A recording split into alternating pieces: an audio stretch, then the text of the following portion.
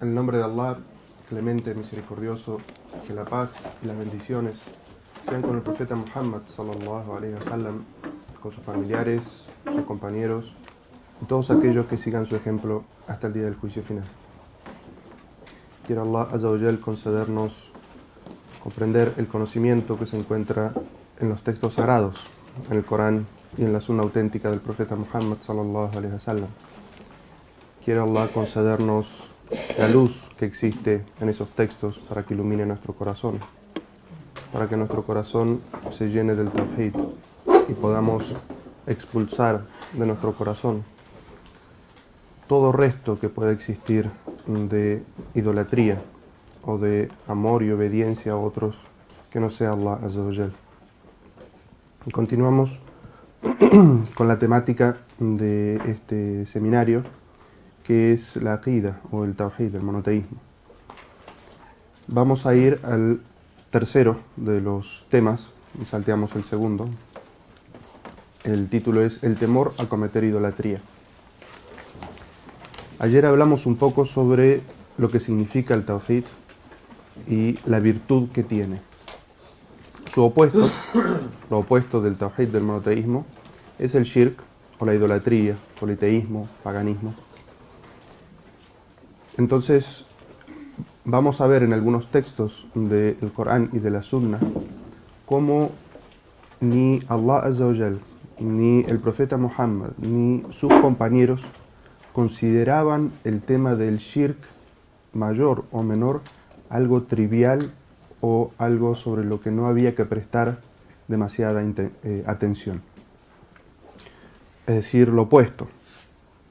Tanto Allah Azza wa Jal le da mucha atención al Sagrado Corán, como el profeta hacía mucho énfasis en el tema de purificar los corazones de la idolatría, como los compañeros del profeta sallallahu alaihi wasallam estaban constantemente atentos a temas que estaban relacionados con no caer en los asuntos más mínimos de la idolatría.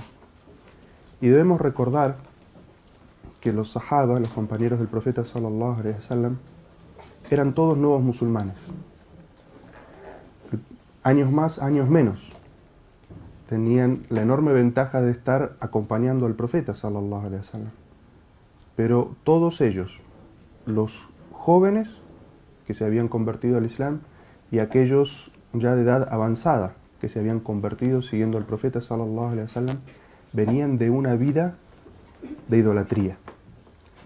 De hecho, creo que no se conoce en los hadices del profeta sallallahu alaihi wasallam alguno de los sahabas que haya pertenecido a lo que se llamaba el Hanifía, o los que eran seguidores del monoteísmo de Abraham.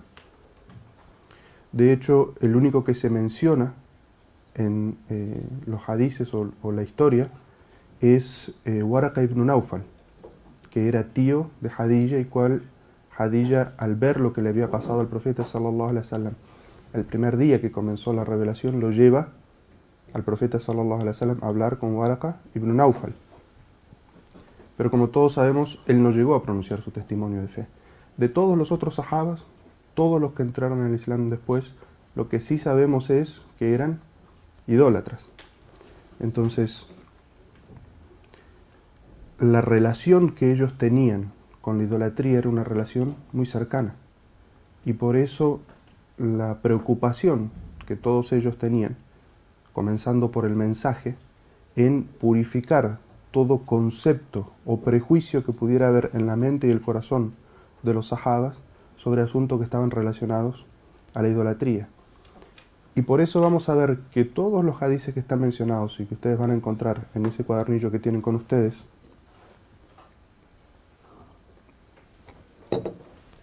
son situaciones que se dieron cuando los sahabas, consciente o inconscientemente, cometían, hacían o decían cosas que estaban acostumbrados antes de convertirse al Islam.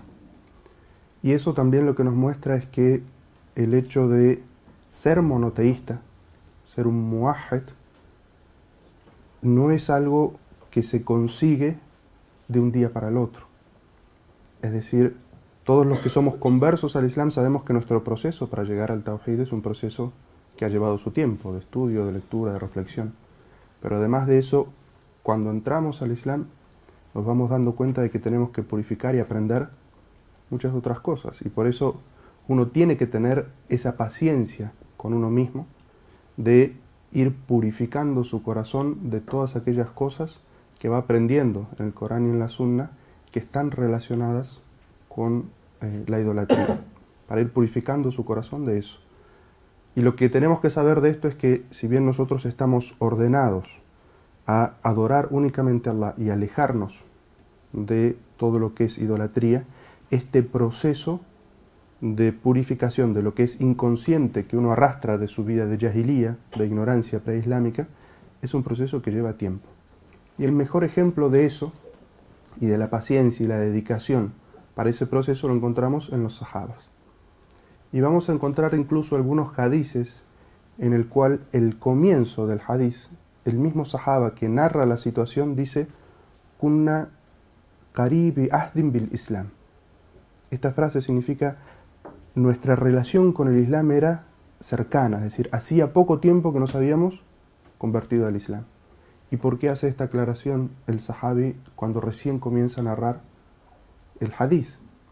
Lo hace para mostrarle a quien lo vaya a escuchar o leer en el futuro que esa situación que se dio es porque arrastraba ciertas enseñanzas o costumbres que tenía en su época de jahilía. Y por eso es muy importante que todo lo que es el cambio que uno quiere producir en uno mismo, o cuando quiere enseñar temas de tawhid, de monoteísmo, a otros musulmanes que pueda ver que estén cometiendo asuntos que no son propios de un monoteísta, sino que son actos de idolatría, uno tiene que llevar una paciencia y un objetivo gradual con esas personas. Volviendo al tema, este capítulo comienza con un dicho de Allah, que está en el Sagrado Corán, el cual dice: Allah no perdona que se le asocie, pero perdona lo menos grave a quien Él quiere. Inna Allah la yaghfiru an yushraka bi, wa yaghfiru ma duna dhalika. ¿Quién completa la ayah? Liman yasha. Allah no perdona que se le asocie, pero perdona cualquier otra cosa o lo menos grave a quien Él quiere. Allah Azza wa Jal está dividiendo en este versículo todos los pecados que uno pueda cometer en dos clases. Una clase es todo lo que está relacionado con la idolatría y el politeísmo. Es decir, todo lo que se le asocia en la adoración o en la devoción a Allah. Ese es un campo en el que una persona puede cometer pecados. ¿Y Allah Azza wa Jal qué dice sobre ese campo? Allah Azza wa Jal no lo perdona. ¿Qué significa que Allah no perdona? La idolatría. Porque evidentemente cuando uno hace ese camino hacia el Islam o de corregir su creencia, el profeta sallallahu alaihi wasallam en un hadith que mencionamos ayer dijo: el Islam yajubbu ma qabla, el Islam perdona todo lo anterior. ¿De qué momento está hablando este versículo del Sagrado Corán? Este versículo está hablando del día del juicio final, del momento en el que se establece la justicia y se juzga a las personas por sus acciones. Es decir, cuando todo ha sido sellado. Porque como también mencionamos ayer, las puertas del arrepentimiento están siempre abiertas, excepto en dos momentos. Entonces, este ayah está hablando del día del juicio final. Y Allah comienza diciendo que Allah no perdona la asociación. Y el segundo campo de los pecados o las faltas o los errores es todo lo otro, y Allah lo llama lo menos grave. وَيَغْفِرُ مَا دُونَ ذَلِكَ, es decir, todo lo que esté por debajo de eso. Es decir, que Allah Azza wa Jal también nos da el concepto de que el peor de los pecados es la idolatría. Entonces, Allah Azza wa Jal dice que todo lo que esté relacionado con el shirk, con la idolatría, Allah no lo perdona. Mientras que cualquier otra falta, يَغْفِرُ مَا دُونَ ذَلِكَ لِمَنْ يَشَاءُ, se encuentra bajo el deseo de Allah, la voluntad de Allah. Allah, si quiere, lo perdona en su misericordia, y si quiere, castiga por ello, por su justicia. Porque, como todos ustedes saben, uno de los nombres y atributos de Allah es el justo, la justicia. Y por eso Allah no castigará, y lo dice repetidas veces en el Sagrado Corán, que Allah jamás va a castigar a alguien injustamente, y que el día del juicio uno se va a encontrar con absolutamente todo, incluso un átomo de bien que haya hecho, lo verá, y un átomo de mal que haya hecho, lo verá. Entonces, este día del juicio, la regla es que todo aquello que uno haya hecho de idolatría, politeísmo, si no se ha arrepentido de ello en este mundo y lo ha corregido en su creencia, eso es algo que Allah no va a perdonar y uno debe pagar y ser castigado por ello. Es decir, el día del juicio, aquello que esté en nuestro registro izquierdo relacionado con la idolatría y el politeísmo, Allah no lo perdona. Eso nos tiene que hacer tomar conciencia de que lo que más debemos dedicarle tiempo y estudio es a temas de Tawhid. Y algunas personas piensan que el Tawhid es tan sencillo como decir la ilaha illallah. Y no es así. El Tawhid es la piedra fundamental del Islam. Y el Tawhid, y si ustedes se fijan, subhanallah, los libros que le dan a uno, puede ser presentación general del Islam, o el Islam, ¿cuánto ocupa el Tawhid en esos libros? ¿Cuánto recuerdan ustedes que ocupe el capítulo del Tawhid en esos libros? Muy poco. Y en la biblioteca islámica incluso, es decir, lo que serían los escritos de los musulmanes, todo lo que habla sobre el Tawhid también es relativamente menos que lo que habla sobre otras ciencias islámicas. Entonces, ahí nos damos cuenta también una falla en la metodología que tenemos, sobre todo los musulmanes en Occidente. Si uno se fija lo que está traducido al idioma español, inglés, francés, lo que está traducido sobre el Tawhid es mucho menor en relación con lo que está traducido a otras ciencias, siendo que es lo más importante que uno tiene que purificar y comprender viniendo de una creencia o estando rodeado de creencias idolátricas y politeístas como las que conocemos. Allah Azza wa Jal dice en ese versículo que todo lo que está relacionado a la idolatría, el día del juicio no tiene perdón. Y todo lo otro se encuentra bajo su voluntad. Si Él quiere lo perdona y si quiere castiga. Otro versículo del Sagrado Corán, el profeta Abraham. Y nosotros sabemos que en estas sociedades lo llaman Abraham el padre del monoteísmo, porque de alguna manera es compartido su aceptación como profeta por las tres religiones monoteístas, el judaísmo, el cristianismo y el islam. Este profeta, que era cercano a Allah, dice unas palabras, y esas palabras nos llegan, nos son transmitidas por Allah en el Sagrado Corán. Dice: y cuando Abraham dijo, Señor, evita que mis hijos y yo adoremos a los ídolos, es decir, caigamos en la idolatría. Uno podría imaginarse que un profeta de Allah, como Abraham, en un momento de súplica, le pida a Allah que lo proteja a él de no caer en la idolatría, de no caer en la adoración de ídolos. Y la imagen, an-na'bud al-asnam, la imagen en el idioma árabe es una imagen muy ruda, muy vívida, que dice adorar a los ídolos. Y uno puede imaginarse lo que significa estar delante de un ídolo y adorarlo. Un profeta de Allah, un monoteísta, como era Abraham, y que además diga que yo y mis hijos, mi descendencia, y todos aquí sabemos lo difícil que es inculcar el monoteísmo a nuestros hijos, además estando rodeados de una sociedad donde la idolatría y el politeísmo es algo tan común. Pero que si un profeta estaba preocupado de caer en la idolatría, a pesar de tener la garantía de que él recibía la revelación y el mensaje. Y ustedes saben que una de las características de los profetas y los mensajeros es el isma, o la infalibilidad. Es decir, estaban protegidos de cometer cualquier error, porque lo que ellos enseñaban o pregonaban, evidentemente iba a ser seguido por todos sus seguidores. Es decir, que Allah los protegía de caer en cualquier error. Y a pesar de eso, Ibrahim le pide a Allah en un dua que lo proteja de caer en idolatría y a su descendencia. Entonces, si una persona como Ibrahim estaba preocupado por eso, y nuestro ejemplo son los profetas, significa que nosotros no debemos decir, bueno, yo ya soy musulmán, soy muahid, y como que tengo garantizado que voy a hacer toda mi vida monoteísta. Significa que nosotros tenemos que preocuparnos también. Y de la misma forma, Abraham nos enseña que contra la idolatría no podemos solos. Y que por lo tanto tenemos que pedir y solicitar la ayuda de Allah Azza wa Jal.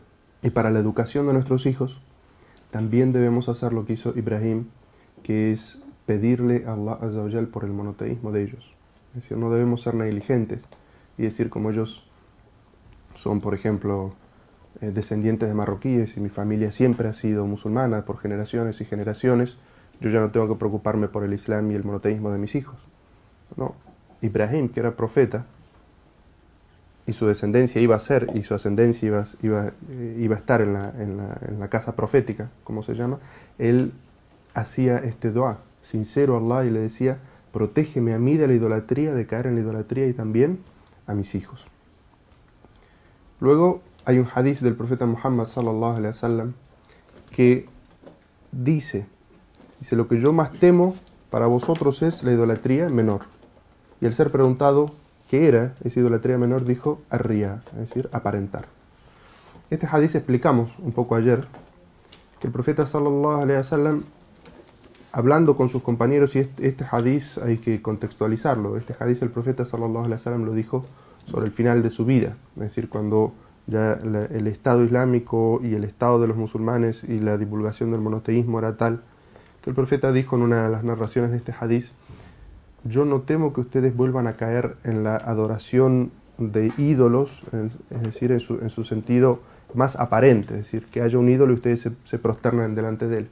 Pero sí temo que ustedes caigan en acciones de idolatría menor. Esto muestra que el profeta sallallahu alaihi wasallam, como lo dicen las palabras, lo que más temo. Es decir, el profeta avisó en otros hadices que los musulmanes íbamos a caer en distintas generaciones en distintos pecados. Dijo que en algunas generaciones se iba a perder la vergüenza, en otras generaciones se iba a perder la confianza, el amana.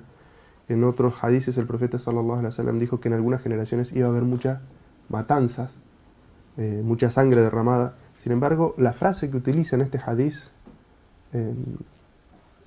lo que más temo, lo que más tengo temor que les pueda suceder a ustedes. Todas estas cosas son terribles y el profeta sallallahu alaihi wasallam nos avisó para que tratemos individualmente y como comunidad de no caer en ello, pero que era lo que iba a suceder eventualmente.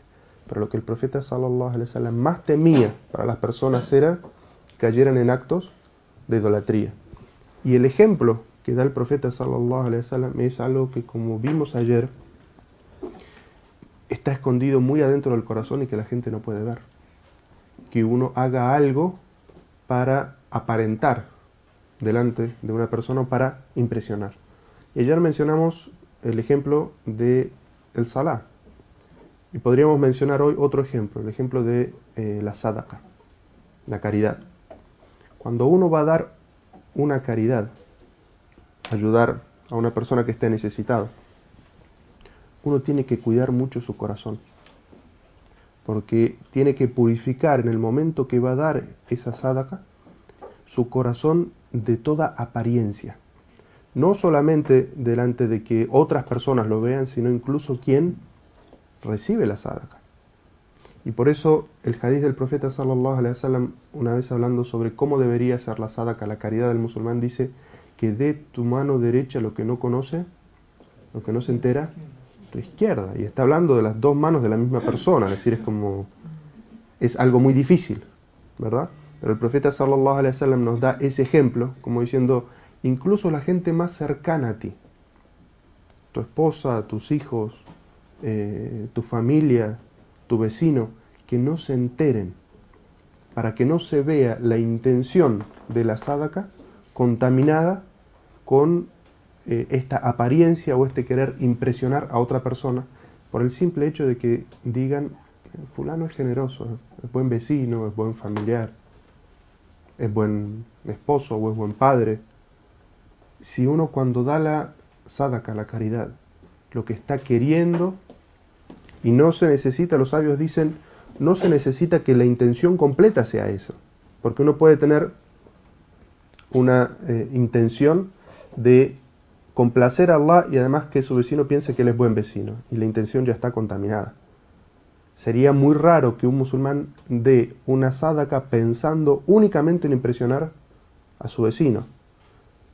El musulmán generalmente, cuando hace algo, lo primero que dice es Bismillah, es decir, que ya está relacionada su intención con la de ayudar y complacer a Allah. Pero si a la vez hay algo en su corazón que lo hace porque quiere obtener algún beneficio mundano con esas personas, el solo hecho de que piensen que él es buen musulmán, o de que es buen vecino, o de que está siempre, cada vez que se lo necesita, él está allí, quiere que piensen eso de él, ya su intención está contaminada. Y el profeta sallallahu alaihi wasallam, algo tan sutil que se encuentra en lo profundo del corazón y a veces incluso la persona no lo considera conscientemente, eso ya hace que se contamine esa obra. ¿Y el resultado cuál es? Que se comete un acto de idolatría menor y esa obra que uno pensaba que era una buena obra, esa obra no va a ser tenida en cuenta como una buena obra, sino que va a ser tenida en cuenta como una mala obra. Y el día del juicio, Allah no lo perdona. Y la persona ha sido consciente de eso, la persona ni siquiera ha sido consciente de eso.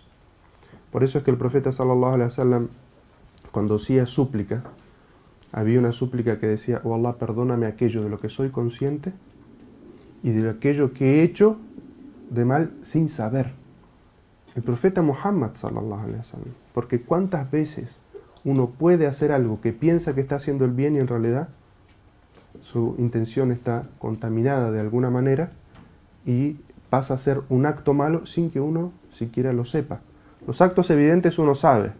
Cuando metió la pata, cuando cometió algo que no debía, uno es consciente de esas cosas mayores, pero hay otros detalles menores que uno puede ser inconsciente de ellos. Y por eso el profeta sallallahu alaihi wasallam nos enseñó esta fórmula en la súplica: oh Allah, perdóname por aquellas cosas que he hecho que sabía, es decir, que era consciente que las estaba haciendo, y aquellas que inconscientemente y sin saber las hice y son malas acciones. Y es una excelente fórmula para que pidamos a Allah azza wa jal de esa manera.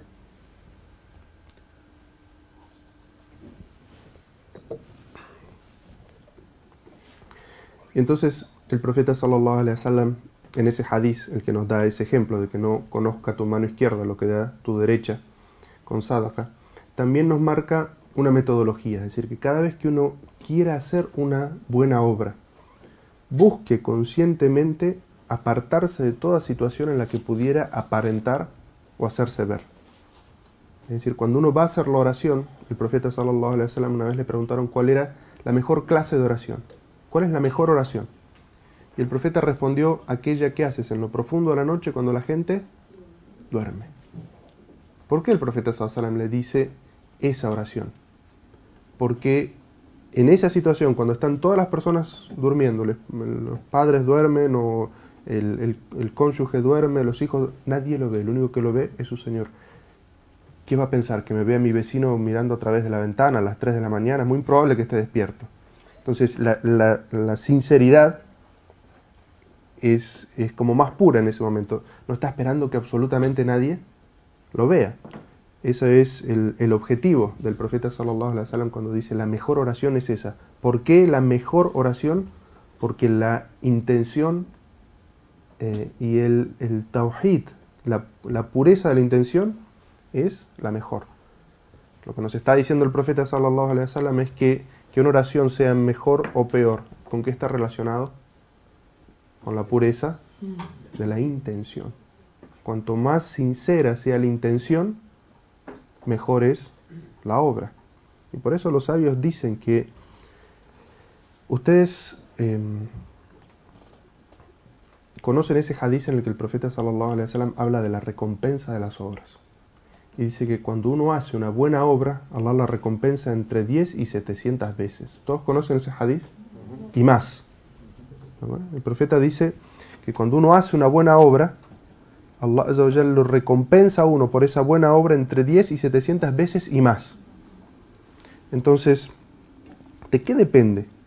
¿De que uno lo recompense por una obra multiplicado por 10 o multiplicado hasta 700 y más? ¿De qué depende? Depende de la pureza de la intención. Al-ikhlasu fin niyya.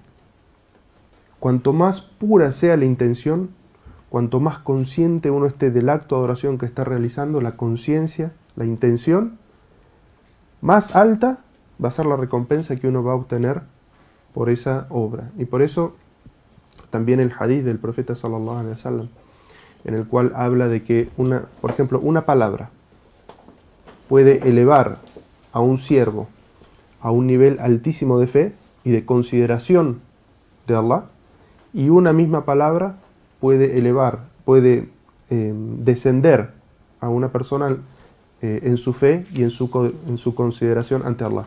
¿De qué depende? El profeta sallallahu alaihi wasallam está hablando de una palabra. Entonces, ¿qué es lo que hace? ¿Qué es lo que le da el nivel a esa palabra? Es la intención que uno tiene en el momento en el que la pronuncia. Cuanto más pura es su intención, cuanto más monoteísta es su intención, entonces más alto va a llegar. El siguiente hadith mencionado aquí es relatado por Ibn Mas'ud, en el que el mensajero de Allah sallallahu alaihi wasallam dijo: quien muera asociando en su adoración algo a Allah ha de ingresar al infierno. Creo que en los hadices que mencionamos ayer, hablando de la virtud del monoteísmo, decía que quien muera atestiguando la ilaha illallah ha de entrar al paraíso. Esta es su contraposición. El profeta sallallahu alaihi wasallam dice: quien muera y en su corazón haya asociado algo a Allah, es decir, en sus actos de oración haya asociado algo a Allah, ha de entrar al infierno. Y esto está relacionado con el primer versículo de que Allah Azza wa Jalla no lo perdona. Y en el concepto de Ahl Sunnah wal Jama'ah, de la gente del libro y de la Sunna del profeta sallallahu alaihi wasallam, nosotros consideramos, cuando hablamos del infierno, de dos niveles. El infierno tiene dos niveles. Un primer nivel que es temporal, en el que quiere Allah protegernos a todos del infierno. Ese primer nivel es temporal, es decir, hay gente que, siendo monoteísta, siendo musulmana, ha cometido pecados tales que Allah considera en su justicia que merecen un castigo. Y por lo tanto, el musulmán, y por eso esa comprensión que uno de los hermanos mencionaba ayer, de que no, yo soy musulmán, digo la ilaha illallah, voy a entrar al paraíso, es una concepción equivocada. Los musulmanes, los creyentes, los monoteístas, o sea, no solamente de estos musulmanes desde Muhammad hasta aquí, sino de todos los monoteístas, pueden ingresar temporalmente al infierno para pagar por sus pecados. Y en ese aspecto, el fuego del infierno lo que hace es castigarles y purificarles de esos pecados que han cometido. Y cuando Allah, en su concepto de justicia, considere que han pagado lo suficiente, son extraídos del infierno y luego ingresados al paraíso en virtud de su monoteísmo y de sus buenas obras. Y un segundo nivel del infierno que corresponde a aquellos que rechazaron el mensaje del monoteísmo. Y no podemos decir solamente a los idólatras o politeístas, porque no todos los idólatras y politeístas escucharon el mensaje del Islam y lo rechazaron. Algunos simplemente fueron idólatras y politeístas porque eso fue lo que heredaron de sus padres y nunca conocieron el mensaje del Islam. En el Sagrado Corán lo que sí sabemos es que hay una condena completa a todos aquellos que yuballighuhum risala, es decir, les llega el mensaje, lo comprenden, porque además los ejemplos que están mencionados en el Sagrado Corán son de gente altamente virtuosa y altamente capaz en su misión, es decir, el profeta Muhammad y la historia, sallallahu alaihi wasallam, y la historia de todos los otros profetas. Encontramos en el Corán la historia de cantidad de profetas, Abraham, Noé, Moisés, ayúdenme, José, otro, Hud, Yunus, es decir, muchos profetas. Claro. ¿Qué historia nos cuenta el Corán de los profetas? ¿Cómo llevaban adelante su misión? Y lo que también nos narra el Sagrado Corán sobre ellos es qué respuesta tuvieron, ¿verdad? Es decir, cuál fue la actitud de sus pueblos, de la gente que lo escuchaba, hacia ellos. Y muchos sabios mencionan que una de las hikmas, o una de las sabidurías detrás de esta historia de los profetas, cuando le han revelado al profeta Muhammad sallallahu alaihi wasallam, era para consolar el corazón del profeta. El profeta, como está mencionado en el Sagrado Corán, era una persona con un corazón muy misericordioso, tenía mucha compasión por su pueblo. Y cuando él iba y hablaba del tawhid, del monoteísmo, con gente de su pueblo, de su tribu y otros árabes, y rechazaban el mensaje, lo rechazaban abiertamente, lo insultaban, lo trataban de loco, de poseso, perseguían a los musulmanes, torturaban a los musulmanes, combatían y hasta mataban a los musulmanes. Eso entristecía el corazón del profeta sallallahu alaihi wasallam. Entonces, muchos sabios del tafsir dicen que el objetivo de que Allah descendiera esas historias era mostrarle al profeta sallallahu alaihi wasallam que gente, profetas anteriores a él habían tenido una situación similar y que el rechazo no se debía a que el profeta estaba haciendo mal su misión. No era que él estuviera incumpliendo con el objetivo para el cual Allah lo había mandado, sino que es lo que se llama sunnatullah, o la tradición o la costumbre que las situaciones tienen. Cuando Allah Azza wa Jal envía un profeta, una persona que llama a la verdad, hay quienes creen en él y quienes lo rechazan. Siempre va a pasar eso. Y por eso los sabios hablan de esta situación, es decir, que los profetas eran enviados, enseñaban el mensaje del Tawhid, y quienes los rechazaban, hacia ellos se encuentra mencionada la censura o la condena de que quienes escuchen el mensaje del Tawhid y de alguien tan capacitado como un profeta, es decir, una persona que realmente les transmita el mensaje del monoteísmo como corresponde, con toda claridad, con toda evidencia, y lo rechace, esa persona sí se condena a sí mismo al infierno. Es lo mismo eso que tener un vecino marroquí con el que uno no habla durante 10 años. Es decir, él sabe lo que es el Islam simplemente porque vive puerta pegada con un marroquí. ¿Le ha llegado el mensaje? Entonces uno tiene que tener mucho cuidado cuando habla o condena a las personas porque no son musulmanas. ¿Ha cumplido uno primero la misión de transmitir el Islam y el monoteísmo que nosotros sí tenemos? Entonces, cuando uno va a hablar sobre esas situaciones, sobre quiénes entran al paraíso, quiénes entran al infierno, uno tiene que limitarse a decir quién tenga determinadas características será de la gente del paraíso, porque eso es lo que se encuentra mencionado en el Corán y en la Sunna. Y gente que tenga determinadas características se encuentra o estará en el infierno, porque eso es lo mencionado en el Corán y en la Sunna. Pero hacer el veredicto sobre los individuos, entonces eso es algo que los musulmanes no debemos, porque el juicio y lo que se encuentra dentro de los corazones, el único que lo conoce es Allah. Nosotros solamente fuimos ordenados a juzgar por lo que es aparente para nosotros.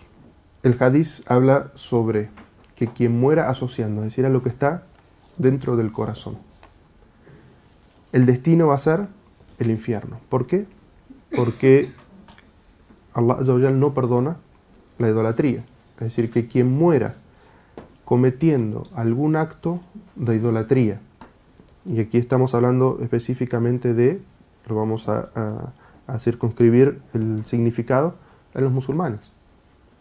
Es decir, quien siendo musulmán sea negligente con el estudio del Tawhid y cometa acciones que son idolatría mayor o idolatría menor, y no se arrepienta de ellos y rectifique su creencia y su comportamiento antes de morir, ha de ingresar al infierno a pagar y purificarse de esos pecados. Y por eso la relación que tiene este hadiz con el título de este capítulo, que es el temor a caer en la idolatría, es evidente. Es decir, si es algo que nosotros siempre confiamos de que si hemos cometido algo mal, Allah Azza wa Jalla el día del juicio lo pase por alto, nos perdone, tenga compasión de nosotros.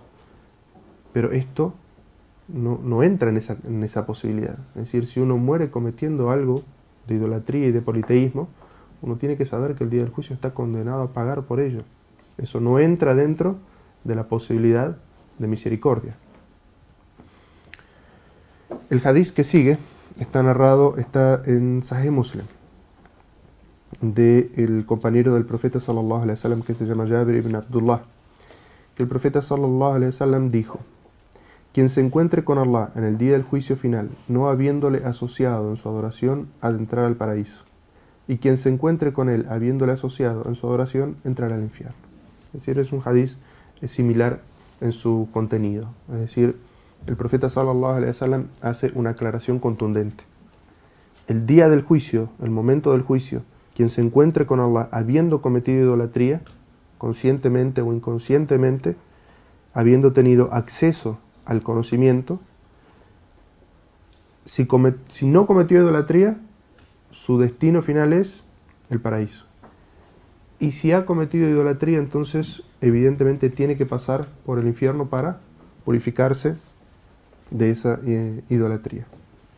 Primero, vayamos a la definición. Es decir, cuando hablamos de intercesión o shafa'a, ¿qué es lo que se quiere decir? Cuando hablamos de shafa'a, de intercesión, es cuando una persona hace algo, interfiere en favor de otra.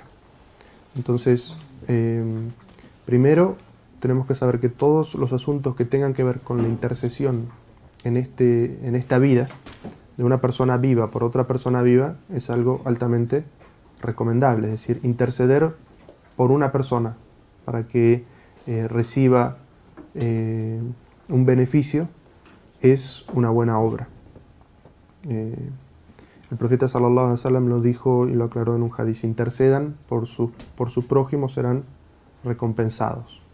Es decir, que todo lo que uno pueda hacer en favor de otra persona viva, dos personas que se encuentran en este mundo, eso tiene su recompensa. El primer versículo dice: advierte por su medio, es decir, por el Corán, a quienes teman ser congregados hacia su Señor, que no tendrán fuera de él amigo ni intercesor. Quizás así teman a Allah. Lo primero que tenemos que ver de este versículo es que Allah Azza wa Jal menciona la intercesión. Es decir, que la intercesión es algo que existe. ¿Qué significa la intercesión? Allah Azza wa Jal dice que se debe exhortar a los creyentes, a quienes teman ser congregados hacia su Señor, que no existe fuera de Allah amigo ni intercesor. Es decir, excepto Allah. Excepto que Allah lo permita, es decir, Él es el único dueño de toda intercesión, excepto a través de Allah no existe ningún intercesor, nadie que pueda hacer nada en favor de nadie. El otro versículo dice: toda intercesión proviene de Allah. Si nos fijamos en el versículo anterior, está hablando de que dice: aquellos que teman ser congregados a Allah. Es decir, que ya se está hablando de que este hecho tiene lugar el día del juicio final. El tercer versículo dice: ¿quién podrá interceder ante él si no es con su permiso? Es decir, que ya se establece otro principio más, y es que nadie puede interceder por nadie si no es con el permiso de Allah. ¿Y quién puede interceder ante Allah? Es decir, que también aquí se podría considerar el día del juicio. Es decir, ¿quién puede presentarse ante Allah y decir: yo intercedo en favor de fulano, si no es que Allah Azza wa Jal se lo permite? El versículo que sigue dice: ¿cuántos ángeles hay en los cielos cuya intercesión no servirá de nada a menos que Allah la autorice en favor de quien Él quiera y sea de su agrado? En este versículo se mencionan sobre la intercesión muchas condiciones. Primero, está diciendo que los ángeles interceden. Pero Allah Azza wa Jal está diciendo: ¿cuántos ángeles hay en el cielo? Que su intercesión no va a servir de nada. Es decir, si los ángeles que están en el cielo, no estamos hablando de las personas que están en la tierra, algo tan más elevado y sublime como son los ángeles, la intercesión de ellos no serviría, a menos, dice, que Allah lo autorice. Primero que Allah lo autorice. En favor de quien Él quiera y sea de su agrado. Es decir, Allah Azza wa Jalla está mencionando en este versículo 3 características de la intercesión. Primero, que Allah la autorice.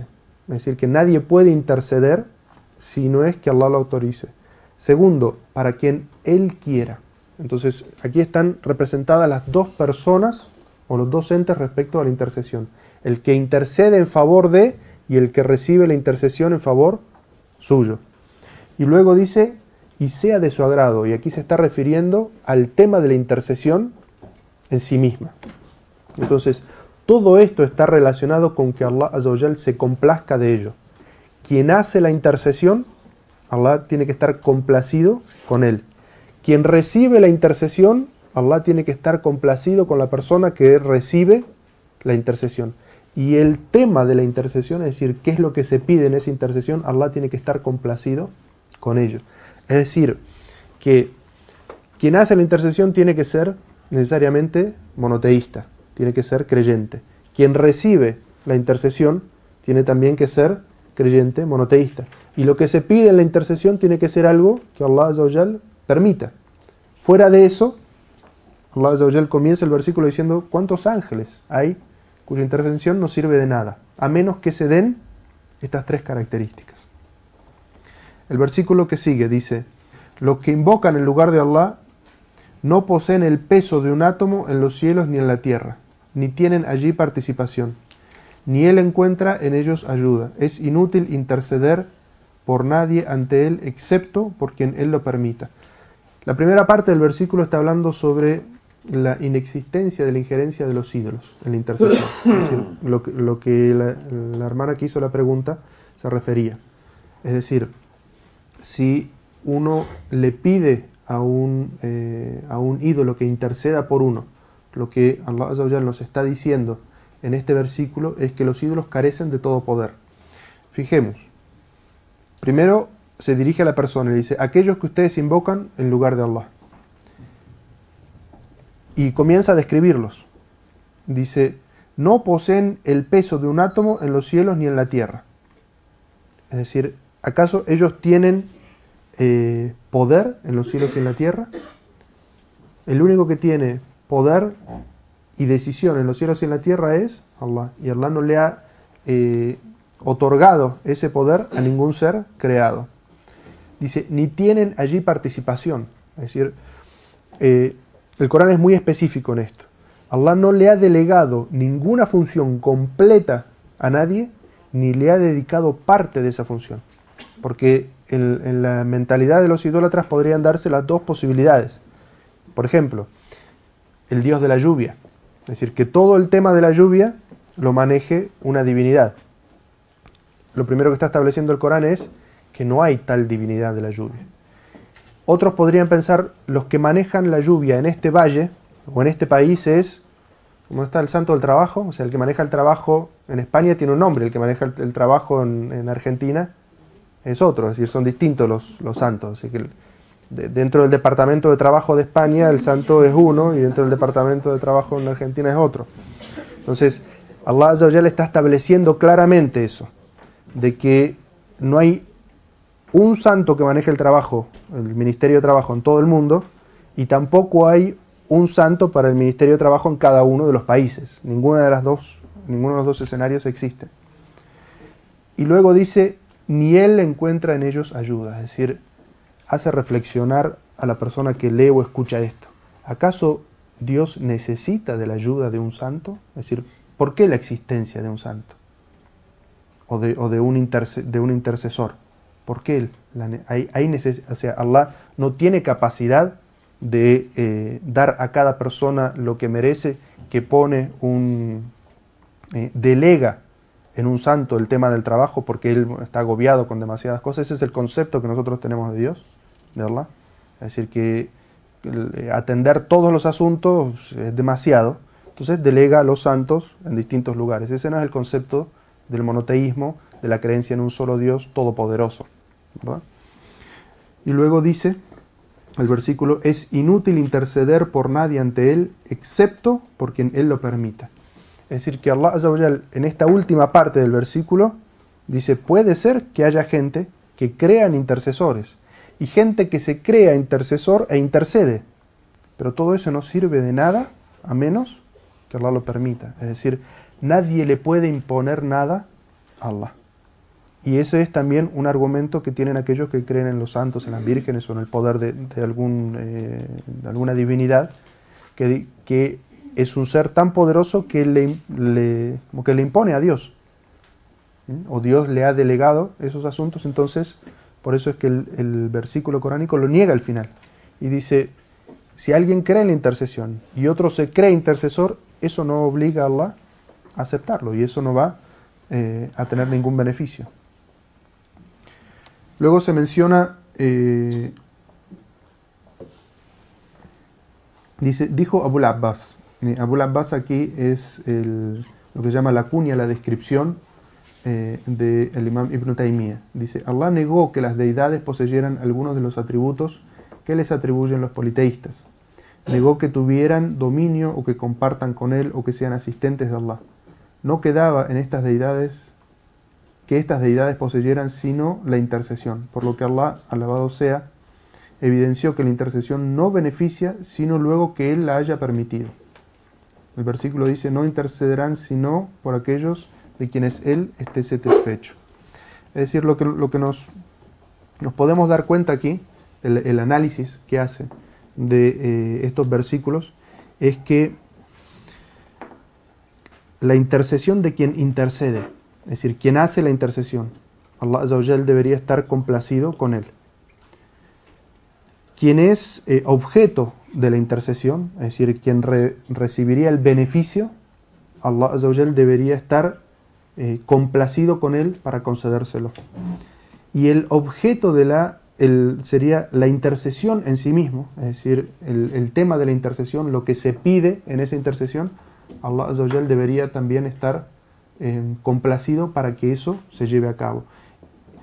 Y si nosotros consideramos primero quién es el que hace la intercesión, si realmente es creyente o no es creyente, si está vivo o no está vivo, quién recibe la intercesión, es creyente o no es creyente, está vivo o no está vivo, merece recibir esa intercesión o no por lo que es su creencia y su comportamiento. Y por último, ¿por qué es que se está intercediendo? Si todo esto Allah lo acepta o no lo acepta.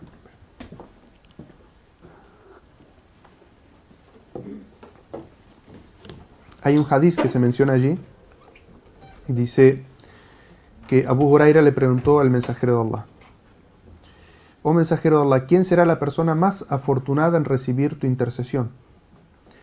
Dijo el profeta sallallahu alaihi wasallam, quien diga que nada ni nadie tiene derecho a ser adorado sino Allah sincero de corazón. Este hadiz lo que muestra es que existe la intercesión, como está mencionada en el Sagrado Corán, pero los que van a recibirla, ¿quiénes son? Los que son sinceros de corazón en su monoteísmo. Entonces, analizando esas tres condiciones que mencionamos con respecto a la intercesión. Primero, Allah dice en un versículo que la intercesión pertenece a Allah. Entonces, ¿la intercesión de quién se pide? ¿Debemos pedirla directamente? Por ejemplo, levantar las manos y decir, oh Muhammad, intercede por nosotros. O bueno, como hacen los idólatras, que te pido santo fulano o virgen fulano que intercedas por mí. Es decir, ¿de quién es posesión la intercesión? Como es una posesión de Allah, es de Allah quien se pide. Y por eso el musulmán, el monoteísta, lo que hace es, si quiere la intercesión de alguien por uno es, oh Allah, concédeme que Muhammad pueda interceder por mí el día del juicio. Y la intercesión no es solamente de Muhammad. El profeta sallallahu alaihi wasallam aclaró en distintos hadices que los profetas interceden. En este versículo que recitamos dice que los ángeles interceden. En algunos hadices también se menciona que quienes hagan determinadas obras virtuosas y alcancen un nivel en la consideración de Allah también podrán interceder por personas de su familia o por naciones, por personas de la nación islámica. Es decir, que el día del juicio son muchas las intercesiones que van a tener lugar, pero ¿de quién se deben solicitar? La intercesión se debe solicitar de Allah. Y ahí tenemos que ver las otras dos condiciones. Y es primero que quien hace la intercesión, Allah tiene que estar complacido con él. Y segundo, quien recibe la intercesión, Allah tiene que estar complacido con él. Entonces, si quien está solicitando la intercesión de una virgen o de un santo o de un ídolo o del dios de la lluvia o de quien sea, es idólatra, es decir, lo está solicitando de quien no se solicita, porque se solicita únicamente de Allah y ese es el monoteísmo, significa que esa intercesión va a ser denegada. Y tercero, tenemos que ver cuál es el tema que se solicita en esa intercesión. Es decir, si es algo lícito o si es algo verdadero lo que se solicita, en ese caso sería posible que Allah lo concediera. Y si no es lícito originalmente, lo mismo que el dua. Cuando una persona hace una súplica, ¿no? Uno levanta las manos y dice: oh Allah, concédeme que ahora cuando vaya al banco a pedir una hipoteca para poder comprarme una casa a través de la usura, que me lo concedan. ¿Ah? ¿Sería lógico hacer un dua así? No. Por ejemplo, en el país donde vivo yo, en Colombia, dicen que los sicarios, que son los que se dedicaban a matar a la gente por dinero, tenían su propia virgen, que es la virgen de los sicarios. Y que cada vez que iban, o sea, que les pagaban para que vayan a matar a una persona, se encomendaban a la virgen y le pedían a la virgen que les dé puntería para cumplir con su trabajo. ¿No? O sea, ¿ustedes se imaginan una intercesión así? O sea, ¿en qué lógica cabe? ¿En qué lógica cabe? Subhanallah. Subhanallah, Allah no ha puesto nada de todo eso en seres creados. O sea, toda súplica se debe únicamente a Allah, y Allah es quien la concede. Específicamente de un ser vivo a un ser vivo, uno puede pedirle siempre que tenga la claridad en su corazón que esa persona puede obrar dentro de los límites que Allah le ha permitido en este mundo. Es decir, uno puede ir y buscar a una persona de influencia, un secretario en el Ministerio de Trabajo, y decirle: vos que sos familiar mío, ayúdame a conseguir un trabajo. Pero si uno tiene la claridad de que lo que él está haciendo está dentro de su capacidad humana, y que si Allah ha decidido que uno no va a tener trabajo, por más que intente este familiar dentro del Ministerio de Trabajo, no va a conseguir trabajo, ¿verdad? Ahora, si el que está vivo le pide a alguien que ya está fallecido, como es en el caso de los santos y de las vírgenes, el musulmán lo que sabe con respecto a su creencia es que el simple hecho de pedirle a alguien que está fallecido y que ya no tiene capacidad de acción en este mundo representa un acto de adoración, porque se está pidiendo algo que la gente no tiene capacidad, es decir, ya pertenece al más allá, y pensar que ese santo o esa virgen o tiene influencia directamente sobre el Ministerio de Trabajo, es decir, que se le da el poder de una divinidad, o que tiene influencia en la decisión de Allah y por lo tanto es un intercesor. Entonces, ambas situaciones para lo que es la creencia del monoteísmo están equivocadas. La primera sería una idolatría mayor porque se le da el poder de divinidad, y el segundo sería darle un poder, un acceso que es el de interceder ante Allah, siendo que Allah no le ha dado a ningún ser creado ese poder. Y incluso aquí en el versículo dice: ni siquiera a los ángeles, a menos que Allah sí lo quiera.